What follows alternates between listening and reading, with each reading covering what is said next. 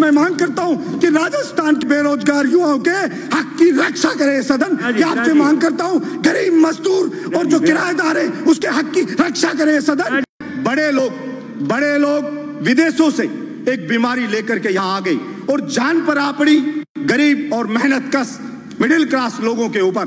तरह तरह की बात होती है, आदेश जारी होते हैं। डिजास्टर मैनेजमेंट के तहत केंद्र सरकार ने एक आदेश जारी किया। हमारे माननीय प्रधानमंत्री जी ने कहा कि गरीब लोग, जो मजदूर लोग हैं, जो फैक्ट्री में काम करते हैं, उनको लॉकडाउन के वक्त का पूरा वेतन फैक्ट्री के मालिक देंगे।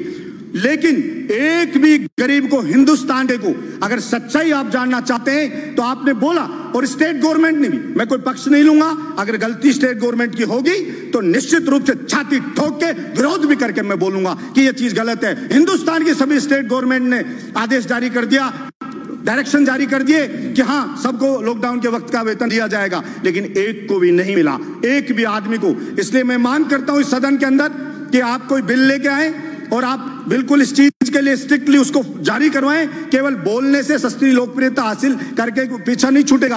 आप उस गरीब को उसका हक दिलाएं, उसको जो उसकी नौकरी छूट गई, निकाला जा रहा है, उसका वेतन नहीं मिल रहा है, उसको दिलाएं।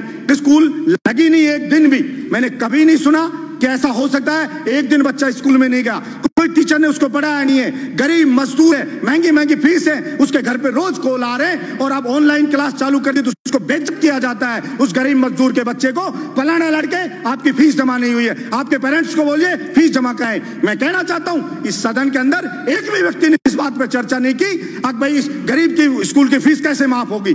और सुप्रीम कोर्ट में गए, अभिभावक गए, तो सुप्रीम कोर्ट ने कहा हर स्टेट के अलग अलग चीजें प्रॉब्लम है, अलग अलग स्थिति, आप हाई कोर्ट में जाइए, वहां की गवर्नमेंट से बात करिए। लेकिन मैं कहना चाहता हूं, आपने बोल दिया एक बार, बोलने से नहीं होगा। मेरे बहरोड में बुला के सारे स्कूल मालिकों को कहा कि बलजीत यादव जिंदा है तब तक यहां पे कोई किसी की फीस नहीं ले सकता, गरीब मजदूर की। मेरी छाती पे चढ़ के फीस ले सकते हो, उसके लिए मुझे चाहे अरेस्ट कर लेना, चाहे कह देना ये कानून को नहीं मान रहा है, लेकिन कानून या तो बनाइए और नहीं बनाएंगे तो निश्चित रूप से अन्याय नहीं होने देंगे। हम लड़ेंगे और जनता की डिमांड होती है, वैसे ही कानून बनते हैं, बिगड़ते हैं, बनाए जाते हैं नहीं। इसलिए सरकार में मांग करता हूं कि ये कानून बिल लेके आए और उसको कहे। और अभी कई स्टेट ने किया, यूपी ने स्टेट ने किया, नहीं माना तो यूपी स्टेट ने एक बिल वो लेकर के आई, ऑर्डिनेंस जारी करवाया, self finance independent school act 2020।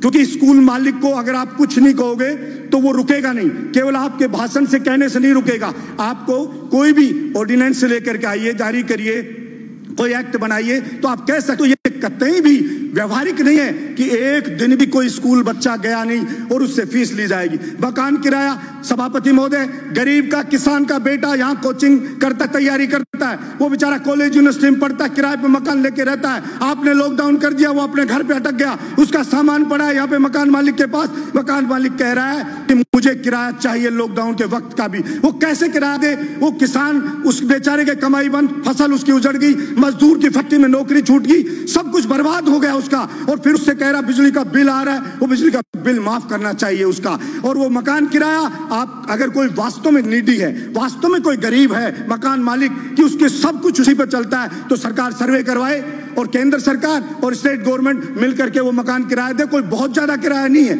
आप सैनिटाइजर छिड़का रहे हो, सब बातें करें, सैनिटाइजर छिड़को, कुछ नहीं होना सैनिटाइजर, पानी छिड़केंगे खा जाएंगे लोग बाग। इसलिए आप ये चीज करने की बजाय मकान का किराया दें, बिजली का बिल माफ करें और वो जो मजदूर है उसको उसका हक दिलाएं, उसको उसका वेतन मिले, ये चीज सुनिश्चित करें। पड़ोस का स्टेट मध्य प्रदेश अभी कह रहा है केवल मध्य प्रदेश के लोगों को सरकारी नौकरी मिलेगी।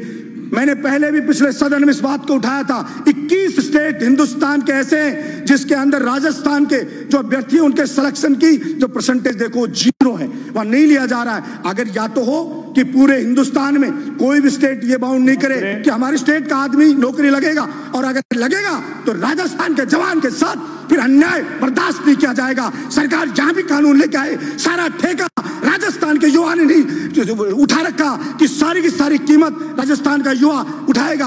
आपके बिजली विभाग में मंत्री जी बैठे, INJN के एग्जाम होते हैं, उसके कहते हैं राजस्थान में नहीं करा सकते, बाहर होते हैं। पहले पहले राजस्थान का जीके आता था 25%, तब सिलेक्शन होते थे बाहर के लोगों के 5%, अभी उसको हटा दिया इस यहाँ के राजस्थान के जीके को, तो सिलेक्शन अभी कितना रिजल्ट में आया 61.8% बाहर के लोग यहाँ पर आ गए और यहाँ के राजस्थान के लोग रह गए। इसलिए मैं मांग करता हूँ एक खत्म करो, एक मिनट पीडब्ल्यूडी में हुआ, उसके अंदर जीके है राजस्थान की, उसमें 5% बाहर के लोग आए।